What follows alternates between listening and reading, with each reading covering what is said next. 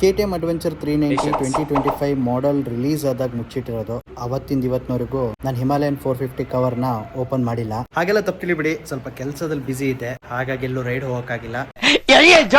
Coming to the point, Himalayan 450 ತಗೊಳ್ಳೋದಾ ಅಥವಾ KTM adventure 390 ತಗೊಳ್ಳೋದಾ ಅಂತ ಒಂದು ಪ್ರಶ್ನೆ ಈಗ ಯಾರು ತಗೊಬೇಕು ಅಂತ ಇರ್ತಾರೆ ಅವ್ರ ಮನಸ್ಸಲ್ಲಿ ಇರುತ್ತೆ. ಇದ್ರ ಬಗ್ಗೆ ನಂತರ ಕೆಲವು ಸೊಲ್ಯೂಷನ್ಸ್ ಇದೆ. ಹಿಮಾಲಯನ್ 450 ತಗೊಳ್ಳೋದಕ್ಕೆ ಕೆಲವೊಂದು ರೀಸನ್ಸ್ ಹೇಳ್ತೀನಿ. ಒಂದು ಪ್ರೈಸಿಂಗ್.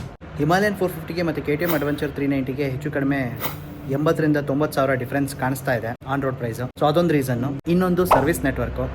ಸರ್ವಿಸ್ ಆವರೇಜ್ ಆಗಿ ಮಾಡಿದ್ರು ಸರ್ವಿಸ್ ನೆಟ್ವರ್ಕ್ ಮಾತ್ರ ಎಲ್ಲ ಕಡೆ ಇದೆ. ನಿಮಗೆ ಟೈರ್ 1, ಟೈರ್ 2, ಟೈರ್ 3 ಸಿಟೀಸ್ ಎಲ್ಲ ಕಡೆ ಸಿಗುತ್ತೆ. KTMದು ಸ್ವಲ್ಪ ಕಷ್ಟ. ಮತ್ತೊಂದು ರೀಸನ್ ಬಂದ್ಬಿಟ್ಟು ಆಫ್ಟರ್ ಸೇಲ್ ಸಪೋರ್ಟ್.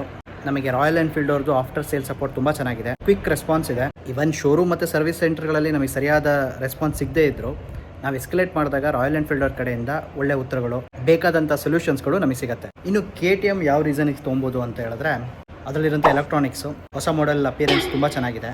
ಅದು ಬಿಟ್ಟರೆ ಇಂಜಿನ್ ಸ್ಮೂತ್ನೆಸ್ಸು ಹಿಮಾಲಯನ್ 450ಗಿಂತ ಸ್ವಲ್ಪ ಬೆಟರ್ ಆಗಿದೆ. ಸೊ ನಿಮಗೆ ಬಡ್ಜೆಟ್ ಇಶ್ಯೂ ಇಲ್ಲ ಅಂತ ಹೇಳಿದ್ರೆ ಅಥವಾ ಸರ್ವಿಸ್ ನೆಟ್ವರ್ಕ್ ಇಂದ ಇಶ್ಯೂ ಏನು ಅಷ್ಟೊಂದು ಮೇಜರ್ ಅನ್ಸಿಲ್ಲ ಅಂತ ಹೇಳಿದ್ರೆ KTM ಅಡ್ವೆಂಚರ್ 390 ಆರಾಮಾಗಿ ತಗೊಬಹುದು. ಒಳ್ಳೆ ಗಾಡಿ. KTM ಅಡ್ವೆಂಚರ್ ಅಲ್ಲಿರುವಂತ electronics, engine refinement, KTM adventure ತಗೊಳ್ಳೋದಕ್ಕೆ ರೀಸನ್ಸ್ ಗಳಾದ್ರೆ ಪ್ರೈಸಿಂಗು, ಸರ್ವಿಸ್ ನೆಟ್ವರ್ಕ್, ಹಿಮಾಲಯನ್ 450 ತಗೊಳ್ಳೋಕೆ ರೀಸನ್ಸ್ ಗಳು. ನಾ ಪರ್ಫಾರ್ಮೆನ್ಸ್ ಬಗ್ಗೆ ಏನು ಮಾತಾಡಲ್ಲ, ಯಾಕಂದ್ರೆ KTM ಅಡ್ವೆಂಚರ್ 390 ನ ಓಡಿಸೋ ಅವಕಾಶ ಸಿಕ್ಕಿಲ್ಲ ಹೊಸ 2025 ಮಾಡೆಲ್. ಸೊ ಹಾಗಾಗಿ ಪರ್ಫಾರ್ಮೆನ್ಸ್ ಬಿಟ್ಟು ಈ ಒಂದಿಷ್ಟು ಕ್ರೈಟೀರಿಯಾ ಇಟ್ಕೊಂಡು ನೀವು ತಗೊಬಹುದು.